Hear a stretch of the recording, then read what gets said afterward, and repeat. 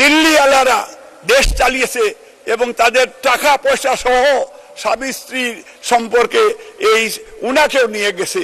প্রথমে আমি মাননীয় সদস্য মোহাম্মদ আব্দুল মালিক, সিলেট ৩ বক্তব্য রাখার জন্য আহ্বান জানাচ্ছি। আপনার সময় ৮ মিনিট।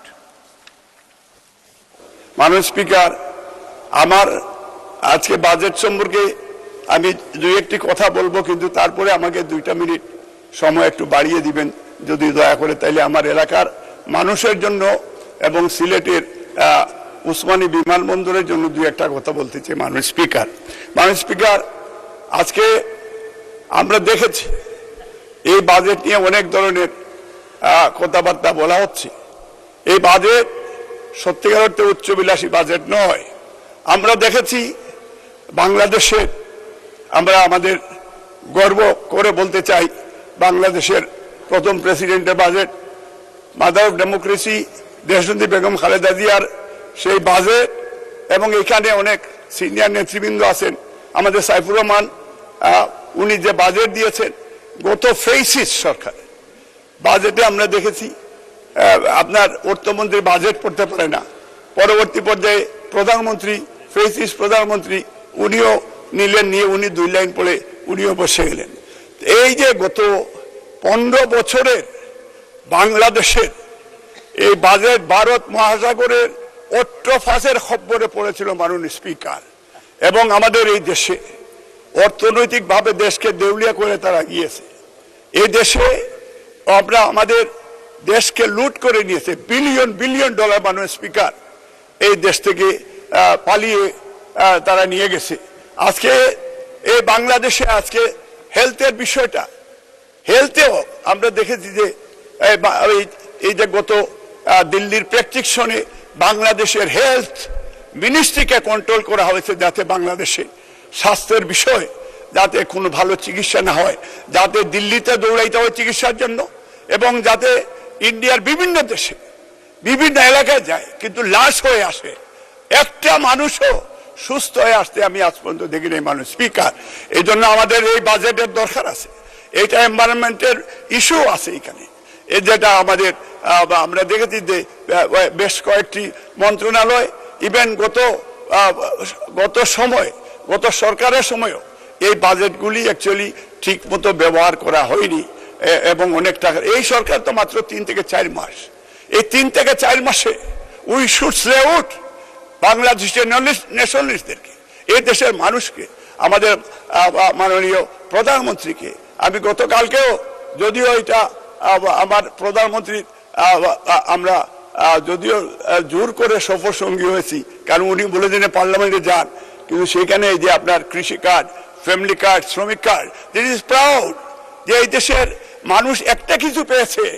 গত 15 বছর সেই দিল্লি আলারা দেশ চালিয়েছে এবং তাদের টাকা পয়সা সহ স্বামী স্ত্রীর সম্পর্কে এই উনাকেও নিয়ে গেছে সেইখানে। আজকে আমাদের বর্ডারে আমি অর্থমন্ত্রীকে ধন্যবাদের সাথে আমি আমাদের প্রধানমন্ত্রী এবং আমাদের মাননীয় স্বরাষ্ট্রমন্ত্রীকে ধন্যবাদ দিতে চাই, যে উনার এই যে ইন অ্যান্ড আউট পলিসি বর্ডারে, এবং গর্বের সহিত আমাদের নত দানু ফরেন পলিসি নাই, গতবার আমরা দেখেছি।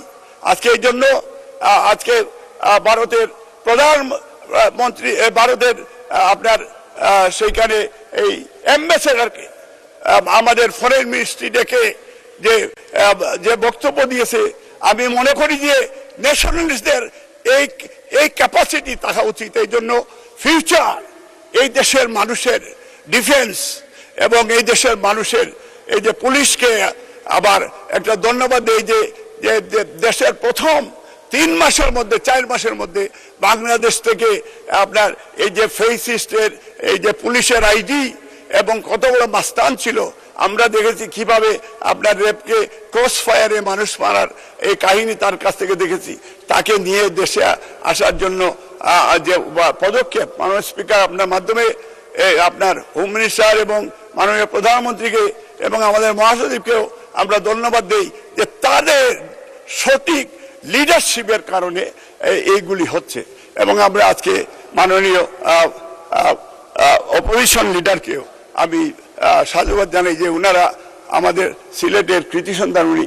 আমি আশা করব এই দেশের এই মানুষের যে প্রত্যাশা, আমি এর আগে সিলেট সম্পর্কে আমি বলতে চাই যে সিলেটের এই যে বাজেটের গত বাজেটে অনেক টাকা ফেরত গেছে এবং এইটা কাজ হইতে পারত আমাদের এই বাজেটে।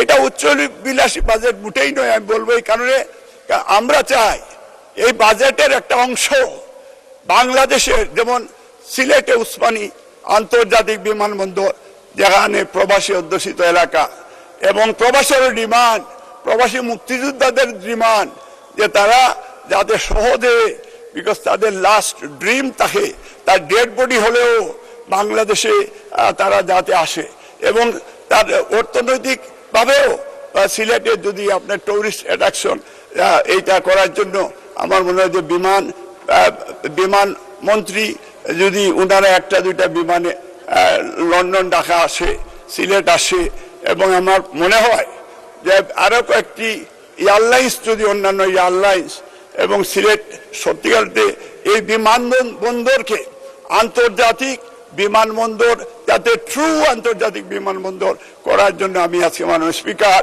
আপনার মাধ্যমে মাননীয় প্রধানমন্ত্রীকেও এবং বিমানমন্ত্রীকে যে সিলেটের বিমানবন্দর যাতে ওইটাকে একটু মডার্ন করে আন্তর্জাতিক করা হোক এবং দেশের বিভিন্ন জেলায় যাতে ফ্লাইট আসা যাওয়া করে, যাতে আমরা এখন এর সাথে রিলেশনশিপ আমরা মোর বিল্ড করতে পারি। আমাদের ইয়াং জেনারেশন তারাও চায় যে এক জেলা থেকে আরেক জেলার সাথে সেই রিলেশনশিপটা বিল্ড হোক।